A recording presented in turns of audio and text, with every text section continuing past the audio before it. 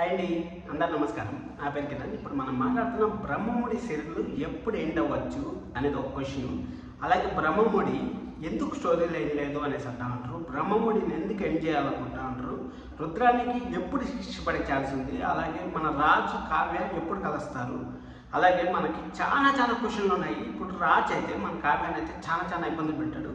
దానికి తగిన గుణపాఠం అనుభవిస్తాడు రాజు. అలాగే మన దుగ్గిరాల ఫ్యామిలీ ఎలా ఉండబోతుంది, ఫ్యూచర్లో ఎలా ఉండబోతుంది అనే దానికి అన్నిటికీ క్వశ్చన్లకి సమాధానం అయితే ఈ వీడియోలో చూడబోతున్నాం. ఖచ్చితంగా ఎవరినో కొత్తగా మాత్రం సబ్స్క్రైబ్ చేసుకోండి, అలాగే లైక్ చేసి వీడియో చూడండి.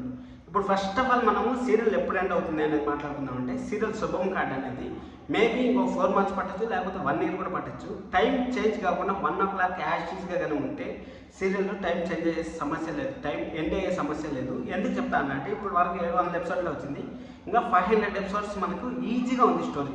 మామూలు స్టోరీ కాదు, 500 వరకు ఎపిసోడ్లో అయితే ఈజీగా ఉంది. స్టోరీ లేదని మీరు అనుకోవద్దండి, స్టోరీ అయితే ఖచ్చితంగా ఉంది. ఎందుకంటే ఇప్పుడు రాజుకి గతం గుర్తొచ్చిన తర్వాత మళ్ళీ కావ్యాన్ని ఎలా ట్రీట్ చేస్తారని మనం చూడాలి.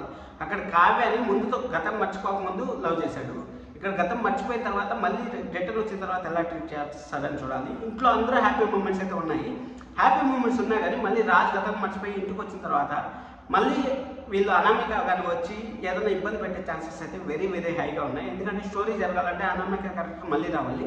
ఇంకా సెకండ్ జనరేషన్ వచ్చే ఛాన్సెస్ కూడా ఉన్నాయి. ఎందుకంటే మనకు రీమేక్ సీరియల్లో కానీ చూసుకున్నామంటే సెకండ్ జనరేషన్ కూడా వచ్చే ఛాన్సెస్ అయితే ఉన్నాయి. సెకండ్ జనరేషన్లో కావ్య ప్రెగ్నెన్సీలో ఎన్నో చేయొచ్చబ్బా, ఎన్నో రుద్రాణి గారు కుట్రలు కుతంత్రాలు ఎన్నో చేసి సీరియల్ని అయితే ముందుకు జరపచ్చు, ఖచ్చితంగా జరుపుకోవచ్చు. అలాగే ఇంకా కొన్ని క్వశ్చన్ మాట్లాడుకోవాలి. రుద్రాణి గారికి తగిన సాక్షి చేస్తారు దుగ్గిరాల ఫ్యామిలీలో అంటే మాత్రం తగిన సాక్షి అయితే చేయరు. ఎందుకంటే లాస్ట్ ఎపిసోడ్ అంటే సీరియల్ అయిపోయేటప్పుడు ఏదైనా తెలిసినా కానీ రుద్రాణి కుట్రలు కుతంత్రాలు అన్నీ తెలిసినా కానీ అక్కడ జస్ట్ సింప్లిఫై చేసి అంతే పానీలు చెప్పించేద్దాంలే అనేసి రుద్రాణి గారు కూడా మారిపోయే ఛాన్సెస్ అయితే ఉంటుంది. ఎందుకంటే అక్కడ మారిపోయి సింపుల్గా మారిపోయేటట్టు చేసి మళ్ళీ అక్కడి నుంచి సెకండ్ బ్రహ్మముడి 2 వచ్చే ఛాన్సెస్ కూడా ఉండే ఛాన్సెస్ అయితే అప్పుడు కన్సిడర్ చేసుకోవచ్చు.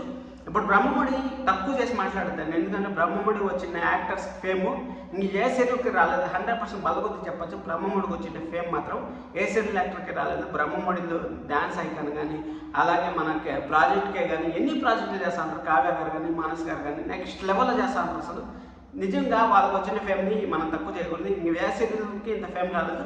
వేరే సీరియల్తో కంపేర్ చేస్తాను బ్రహ్మముడికి. వేరే సీరియల్తో బ్రహ్మముడి చూసుకుంటే 1000 రేట్లు బాగానే ఉంది బ్రహ్మముడి. ఇది బ్రహ్మముడి ఫ్యాన్స్కి అంకితం చేస్తాను. శుభం అయితే ఇప్పట్లో అయితే జరిగే ప్రసక్తే లేదు, పక్కా చెప్తాను. ఇది మాత్రం ఒక 5 months నుంచి 1 year వరకు సీరియల్ అయితే మనం చూడగలం. 1 o'clock స్లాట్లోనే కంటిన్యూ అవుతుంది అనుకుంటున్నాను. Thank you so much, love you all, by by.